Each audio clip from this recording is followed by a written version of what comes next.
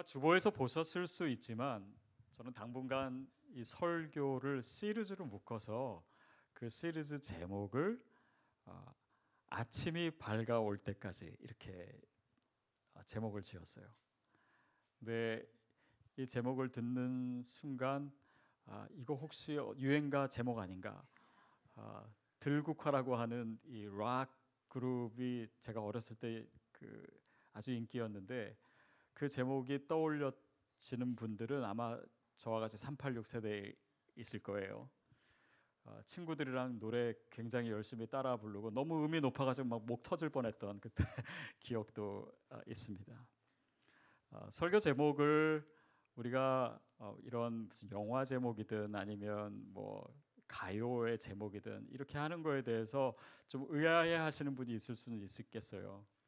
근데 저는 이 하나님의 말씀이 세상 한복판에 선포돼야 된다고 믿습니다.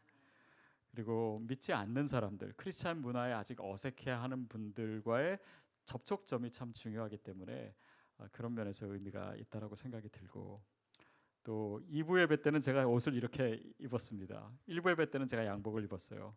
근데 2부 예배는 아무래도 초신자들 또 젊은 분들이 더 많을 것 같고, 또 그런 우리의 일상, 또 삶의 자리, 또 믿지 않는 분들의 문화, 그것을 교회가 그들을 만나고자 하는 그런 신학적인 사고 안에서 이런 것들을 계속 구상하게 됩니다. 그래서 제 복차림이 조금 마음에 안 드시는 분들은 일부 예배 오시면 됩니다.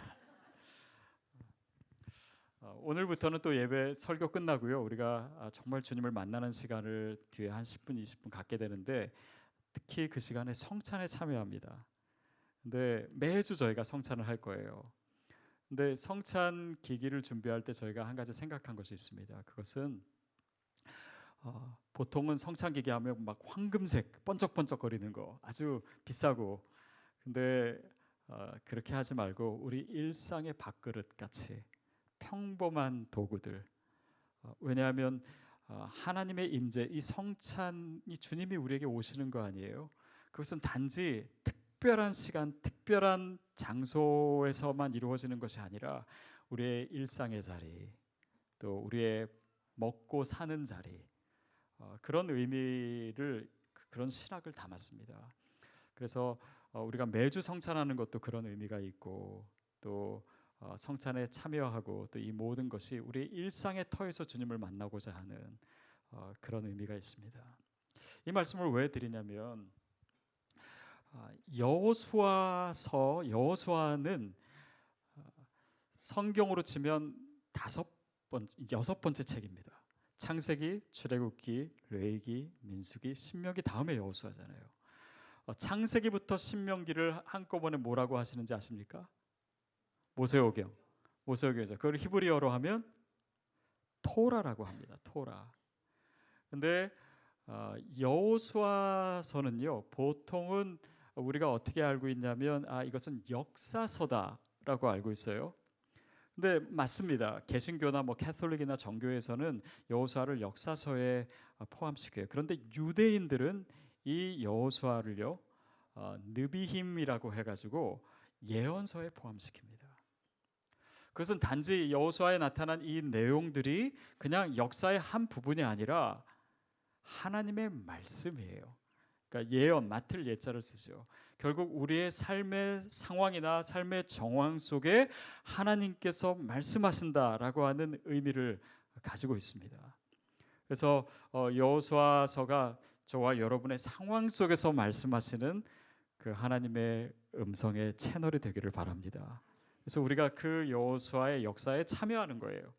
그리고 나에게 말씀하시는, 내 상황 속에서 우리 시드 교회에 말씀하시는 주님의 음성을 우리가 듣는 것입니다. 그리고 그 음성에 대해서 반응하는 것이 하나님의 역사에 참여하는 것이에요. 그래서 그렇게 우리가 여호수아 말씀을 한 절 한 절 우리가 대했으면 좋겠습니다. 우리 다시 한번 1절 말씀을 같이 읽도록 하겠습니다. 1절 시작. 여호와의 종 모세가 죽은 후에 여호와께서 모세의 수종자 눈의 아들 여호수아에게 말씀하여 이르시되, 여호수아에 대한 소개가 굉장히 간단합니다. 모세의 수종자, 모세를 따르던 사람이었어요. 그는 모세와 같은 위대한 지도자로 준비되지 못했을 수 있습니다.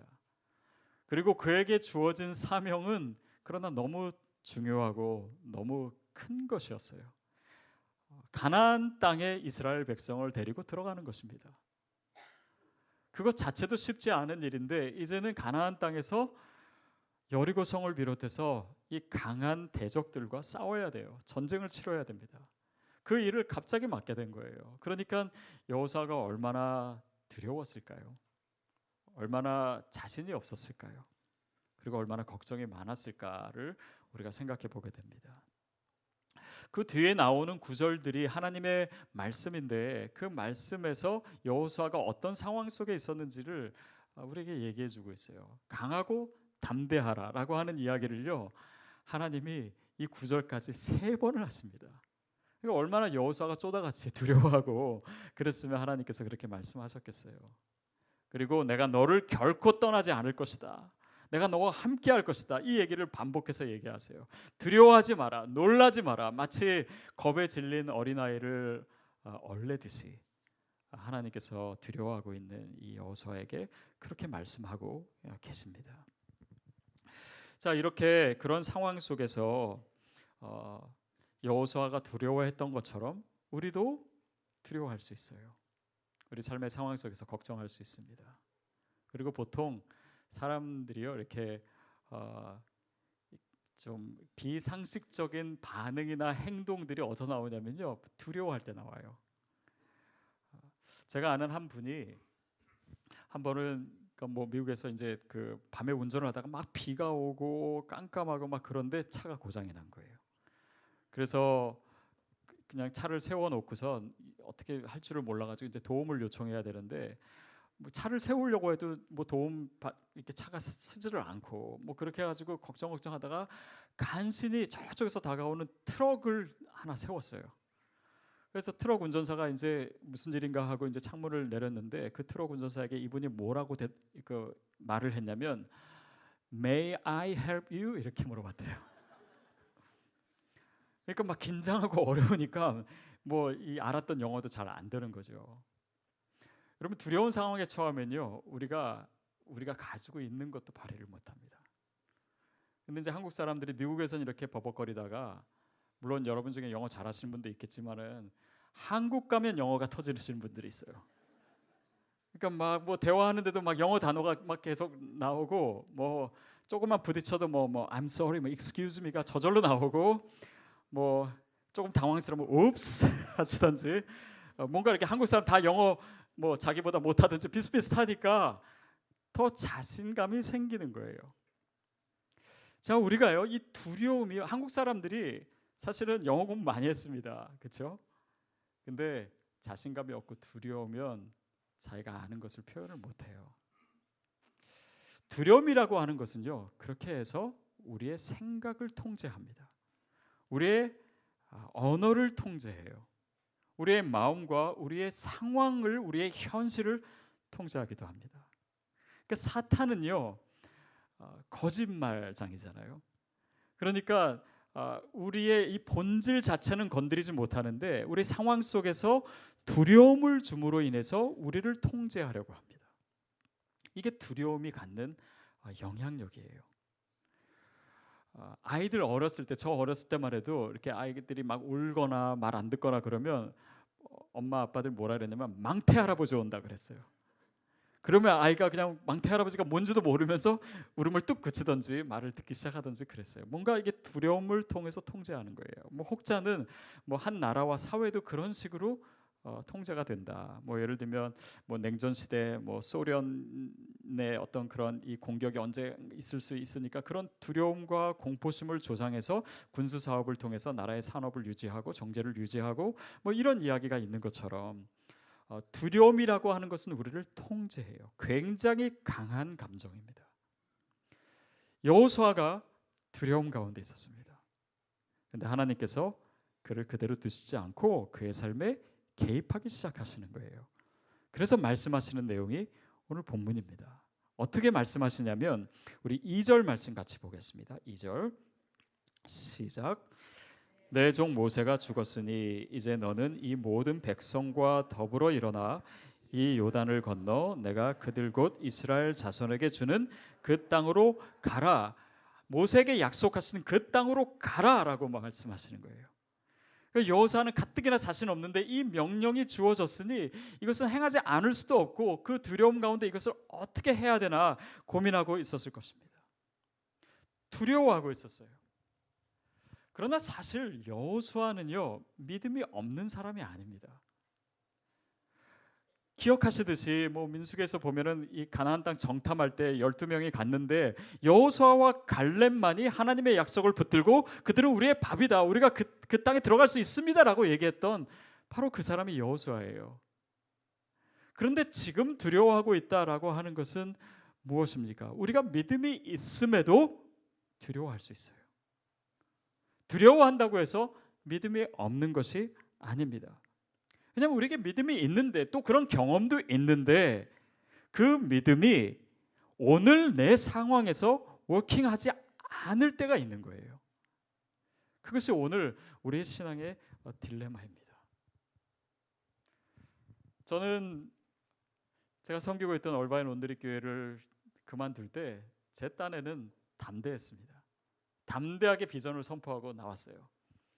그래서 아마 저를 보는 분들 중에서는 이 기간을 정말 믿음으로 담대하게 잘 보냈겠다 생각하는 분이 있겠지만 항상 그렇지는 않았습니다. 두려울 때가 있더라고요. 제 모든 안정감과 평안함을 잃어버렸다라고 생각이 들 때가 있더라고요. 사람들이 이래서 우왕청심환을 먹는구나 하는 것을 생각했습니다. 믿음이 있을 때는 정말 하나님께서 하실 일들이 너무 기대돼요. 너무 벅차요. 근데 또 두려움이 찾아올 때는 최악의 상황만 생각이 드는 거예요. 그러니까 왔다 갔다 하더라고요. 저에게 믿음이 없는 것은 아니었습니다. 그런데 제게 주어진 이 상황, 눈앞에 보이지 않는 이 상황에서 그 믿음이 실제로 워킹을 하지 않고 있는 거예요. 왜 그럴까요? 그리고 그 문제를 해결할 수 있는 방법은 무엇일까요? 그것을 하나님께서 여호수아에게 분명하게 가르쳐주고 있는 것입니다. 그것이 3절, 4절 그리고 6절이에요. 우리 같이 읽겠습니다. 3절, 4절 먼저 읽겠습니다. 시작. 내가 모세에게 말한 바와 같이 너희 발바닥으로 밟는 곳은 모두 내가 너에게 주었노니 곧 광야와 이 레바논에서부터 큰 강, 곧 유브라데 강까지 헷 족속의 온 땅과 또 해지는 쪽 대해까지 너희의 영토가 되리라. 네, 6절 넘어가겠습니다. 6절 시작. 강하고 담대하라. 너는 내가 그들의 조상에게 맹세하여 그들에게 주리라 한 땅을 이 백성에게 차지하게 하리라. 자, 이 말씀이 뭐냐면 하나님께서 모세에게 또 하나님께서 그 전부터 아브라함에게 이삭에게 약속하셨던 내용입니다. 그 약속을 다시 확인시켜 주시는 거예요. 그 약속이라고 하는 것이 무엇입니까? 하나님의 말씀이에요. 하나님께서 두려워하고 있는 여호수아에게 주신 것은 다름 아니라 하나님의 말씀입니다.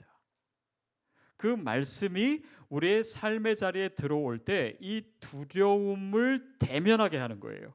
그리고 그 말씀이 이 상황을 압도하게 하는 것입니다. 이것이 이 두려움을 쫓아내는 하나님의 방법이었어요. 자, 이것은 뭐냐면 약속이라고 하는 것은 주님의 음성인데 아직 현실은 아니에요. 미래에 이루어질 일입니다. 그래서 이 하나님의 말씀은 신학적인 용어로 하자면 늘 종말론적인 거예요. 현재에 온 것 같지만 아직 이루어지지 않은, 하나님의 나라가 이 땅에 임했지만 아직 완성되지 않은, 그렇기 때문에 기다려야 되는, 그리고 이 기다림의 시간 동안 우리가 그 약속을, 그 하나님의 말씀을 어떻게 붙들 것인가, 이것이 오늘 크리스찬의 삶의 말하자면 실존입니다. 그리고 구체적으로 그 말씀을 우리가 어떻게 붙들어야 되는가에 대해서 그 뒷구절에 이렇게 얘기하고 있어요. 우리 7절 8절입니다. 7절 8절 시작. 극히 담대하여 나의 종 모세가 내게 명령한 그 율법을 다 지켜 행하고 우로나 좌로나 치우치지 말라. 그리하면 어디로 가든지 형통하리니 이 율법책을 내 입에서 떠나지 말게 하며 주야로 그것을 묵상하여 그 안에 기록된 대로 다 지켜 행하라. 그리하면 내 길이 평탄하게 될 것이며 내가 형통하리라. 내 길이 평탄하게 될 것이며 내가 형통하게 돼. 이 모든 두려움으로부터 자유케 되고 하나님의 약속이 이루어지는 방법이 뭐냐면 너는 마음을 강하게 하고 담대케 하라. 그 강하고 담대케 되는 그 근거가 어디 있냐면 너는 내가 너에게 준 율법을 지켜 행하라는 거예요. 그 말씀의 비밀이 있습니다. 그러니까 하나님의 말씀이라고 하는 것은 단지 언어가 아니라 운동력인데 그 말씀으로부터 우리가 멀어져 있을 때 우리 안에 두려움이 찾아오는 것이에요. 그러니까 그 두려움을 몰아내기 위해서는 그 말씀을 주야로 묵상해야 된다. 그 말씀이 너에게 떠나지 않게 해야 된다. 네 입에서 떠나지 않게 해야 된다. 저도 두려울 때 하나님께서 저에게 주신 방법은 계속 말씀을 선포하는 거예요. 제 입술로. 그러니까 이게 아무 말씀에 떠오르는 게 아니라 평소에 외웠던 말씀이 선포되더라고요. 성경 요절이 중요한 거구나. 외우는 것이 중요한 거구나. 그래서 그 말씀을 선포하고 근데 단지 읽는 것이 아니라 그 말씀을 지켜 행하라.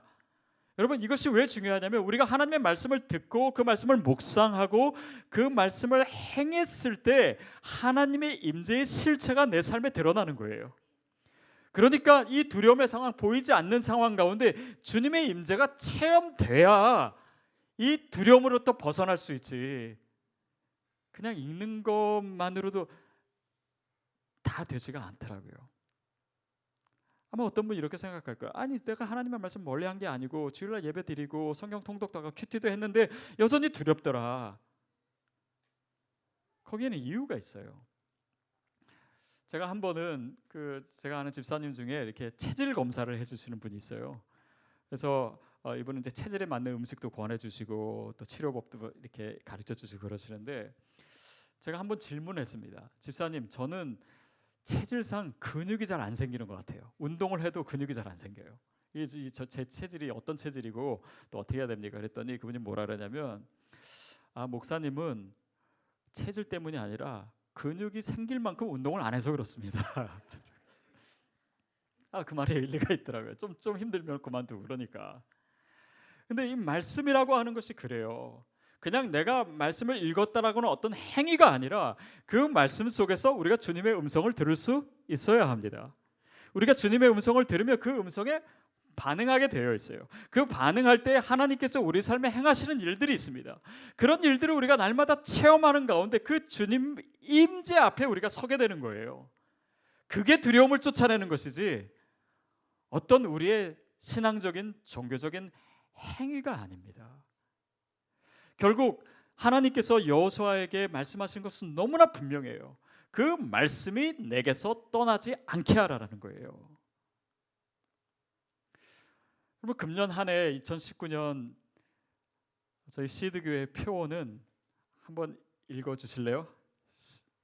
여기 있습니다. 시작. 말씀 가장 견고한 기초예요. 바로 이 말씀이에요. 우리 개인의 삶에 있어서 또 저희 교회에 있어서 가장 견고한 기초가 되는 것은 하나님의 말씀입니다. 거기에 모든 승리의 관건이 있어요. 우리가 말씀을 멀리 할 때 하나님의 약속은 우리로부터 멀어지게 될 것입니다. 그러나 우리가 말씀 안에 거할 때 그 말씀대로 행할 때 하나님의 임재는 우리 삶에 날마다 체험될 줄로 믿습니다. 그럴 때 우리 삶의 두려움도 사라지는 거예요. 두려움으로 인해서 사단이 우리 삶을 통제하지 못하게 하는 것입니다. 오직 하나님의 말씀이 저와 여러분을 통제해야 돼요. 또 그런 삶이 될 줄로 믿습니다. 그래서 저희가 이제 4월 달부터 공동체를 시작하면요, 그 공동체에서 뭐 다양한 공동체가 있을 수 있는데 한 가지 우리가 해야 될 것이 있습니다. 그것은 주일날 이렇게 말씀이 선포되잖아요. 그러면 그 말씀을 다시 떠올리면서 두 가지를 나누셔야 돼요. 그 공동체에서 하나는 그 말씀에 해당되는 나의 삶의 경험, 내가 경험했던 것. 내가 그 믿음으로 승리했던 것 아니면 실패했던 것 같이 나누고, 두 번째가 뭐냐면 당장 우리의 삶에서 적용할 것이 무엇인가, 내가 말씀을 어떻게 살아낼 것인가, 이거예요. 우리가 그냥 듣고 잃어버리는, 아니 그냥 은혜 받고 마음 찔리고 거기서 끝나는 것이 아니라 이 말씀을 살아내는 것입니다. 하나님의 실체를 이번 주에 내가 경험하는 거예요.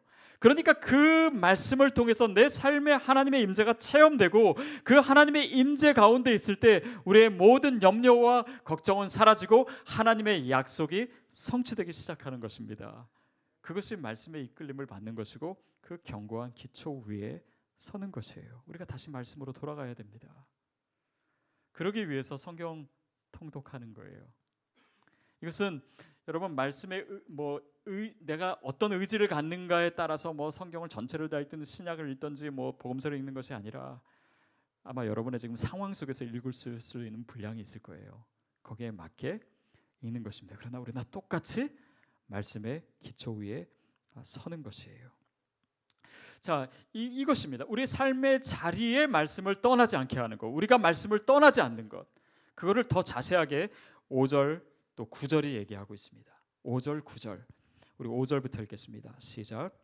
내 평생에 너를 능히 대적할 자가 없으리니 내가 모세와 함께 있었던 것 같이 너와 함께 있을 것임이니라.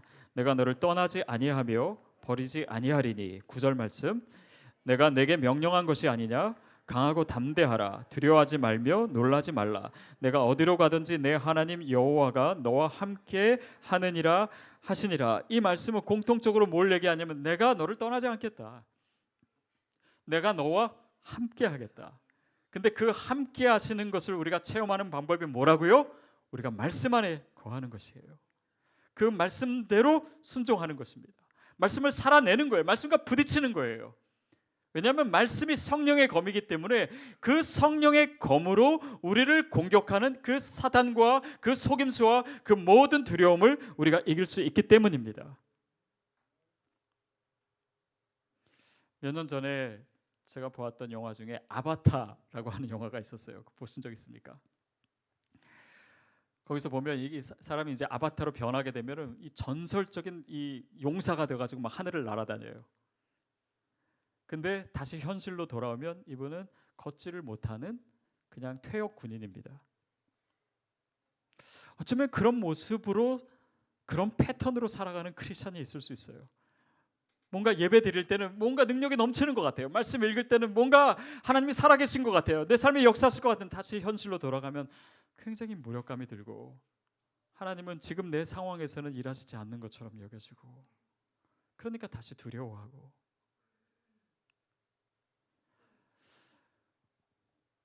결국 그 상황과 그 자리에 어떻게 하나님의 임재를 우리가 체험케 할 것인가, 체험케 될 것인가, 우리가 이 문제에서 이기지 않으면 우리는 믿음을 또 왜곡하게 됩니다. 그냥 믿음이라는 건 심리적으로 좀 안정되고 그냥 내 삶에 간접적으로 하나님이 도와주시는 것이지, 하나님 내 삶에 정말 임하셔서 일하시지는 않는 것처럼 우리가 살아갈 수도 있습니다. 여러분 기억하십시오. 하나님은요, 이 책 속 안에서만 거하시는 분이 아닙니다. 하나님은요, 이 예배실 안에만 거하시는 분이 아니에요. 우리가 살아가는 이 세상은 주님이 만드신 곳입니다. 주님이 일하시는 곳이에요. 하나님이 다스리시는 곳입니다. 하나님이 통치하시는 곳이에요. 그곳에서 우리가 하나님을 경험할 수 있도록 하나님께서 오늘 저와 여러분에게 말씀하고 계신 거예요. 그 말씀을 붙들고 우리가 하늘을 시작해야 됩니다. 그리고 이 시간과 이 모든 상황에 하나님의 말씀 위에 우리가 서 있어야 됩니다. 가데스 바네아에서 그 다른 열 정탐꾼들은 하나님이 회막 안에만 계시는 분으로 생각했을 거예요. 아니면 요단 동편에서만 역사하신 분이지, 이 요단 서편에 건너와서 이제 가나안 전쟁 가운데 하나님께서 일하신다라고 하는 것을 그들은 간과하고 있었습니다. 그렇기 때문에 두려워했던 거예요. 오늘 저와 여러분의 믿음은 무엇입니까? 어떤 하나님을 믿고 있습니까? 여러분, 여호수아의 원래 이름이 뭔지 아십니까? 원래 이름은 호세아입니다. 호세아는 구원이라고 하는 뜻이에요. 근데 여호수아는요, 비슷하지만 좀 다릅니다. 야훼가 구원하신다라고 하는 의미예요. 거기에 하나님의 주어를 넣고 이 단어 자체를 훨씬 더 실제적이고 구체적으로 만든 것입니다. 모세가 여호수아에게 그 이름을 준 거예요. 그것입니다. 우리가 구원을 생각할 때는 그냥 그것을 너무 공허하게 그냥 이론적으로 신학적으로만 생각했을 때는 그 구원이 내 삶에서 역사하지 않아요. 그러나 그 구원하시는 하나님, 그 야훼 하나님이 오늘 나의 하나님이고 내 삶의 자리에 말씀하시는 분이고 오늘 내 현실 속에서 역사하시는 분이다라고 하는 그 의미로 받아들일 때 하나님은 우리 삶의 실제가 되십니다. 우리가 그 말씀을 계속해서 읽어갈 거예요.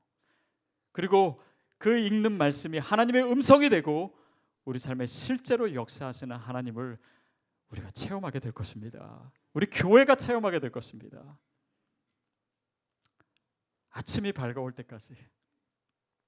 그것은 아직 아침이 아니라는 거예요.